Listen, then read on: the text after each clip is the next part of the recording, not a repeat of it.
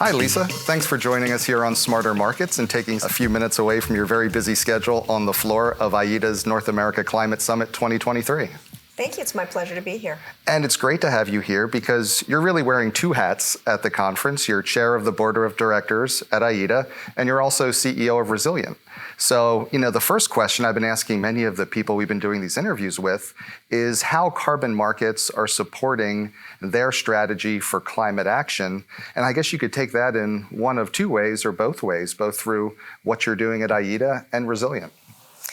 From both perspectives, I think my vision is aligned in how carbon markets are supporting what we're doing. And in particular, looking at the overall energy transition, we like to strategically help corporates facilitate a smooth and affordable and rapid energy transition. And for that to happen, we need to ensure that the outcome is affordable for people who are most affected by energy markets and carbon markets. So there's been a lot of work done by IETA, by the University of Maryland, modeling the costs with carbon markets, modeling the costs of energy transition without carbon markets.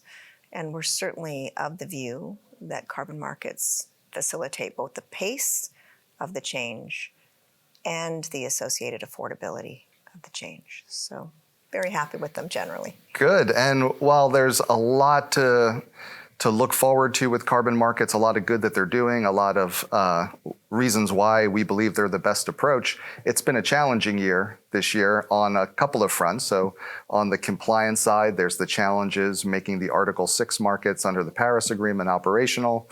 In the voluntary carbon markets, there have been challenges to reputation and issues around quality raised in certain sectors of the media.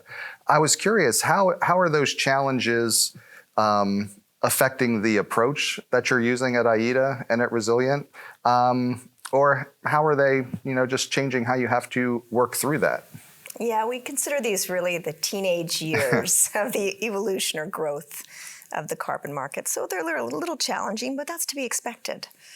And in particular, what we want to see is increased integrity, increased excellence and transparency, and increased ambition from those markets. So certainly we're seeing some growing pains associated with the voluntary market, but the voluntary market's a very small proportion of the overall global carbon market. It's about 5%.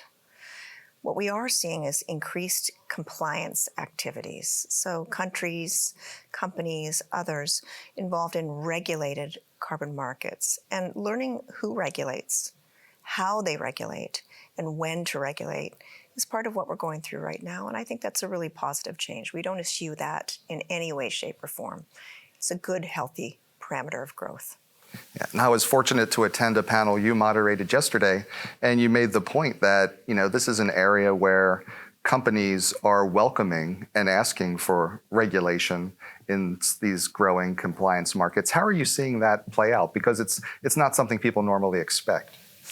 It isn't, and the media's by and large got that wrong to date. Corporates eschew a vacuum. They want to have certainty, predictability, and knowledge of the outcome so they can long-term plan strategically, particularly when you're investing in 60, 70, 100-year assets. And so from that perspective, regulation is a welcome outcome. And learning that large corporates, including oil companies, including energy companies, including mining and traditional infrastructure companies, want some certainty is a good thing. So I think that there's a lot of room for regulation, and we are seeing convergence of voluntary activities with regulated activities right now.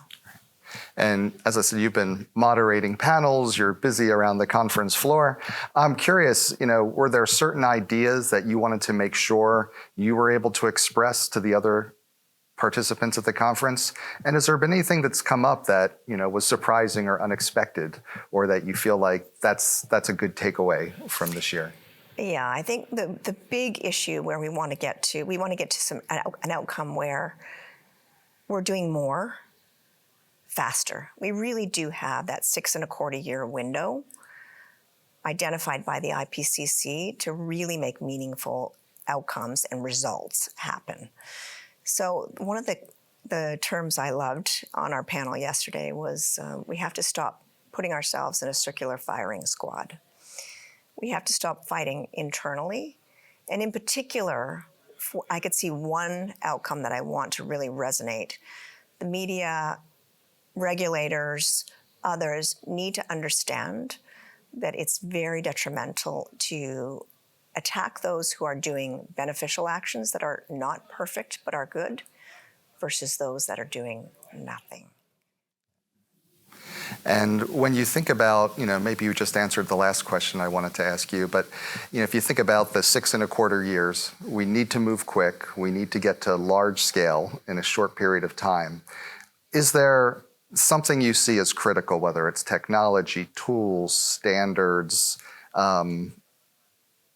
better education about what people are trying to do in these markets? Is there something in one of those categories that you would see as this is a really critical thing that we need to take care of next?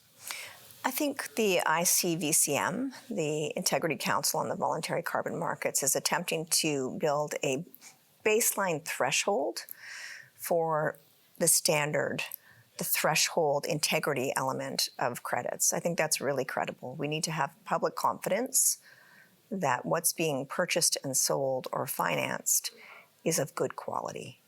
So I think that's really credible. And then secondly, I think the Voluntary Carbon Markets Initiative, the VCMI, has to come out with confidence that allows corporates and others to credibly use emission units, emission reduction units and removals towards their targets in a meaningful way. And those are the two things I think we need yesterday.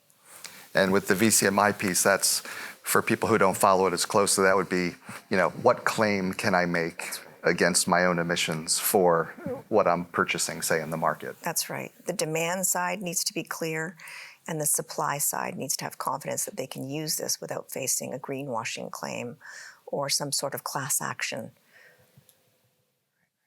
Well, thanks so much for taking some time away from the floor to be with us. Really appreciated your insights. And thank you for having us here at the IETA North American Climate Summit 2023. Absolutely my pleasure, and so glad you're shining a light on transparency in the markets.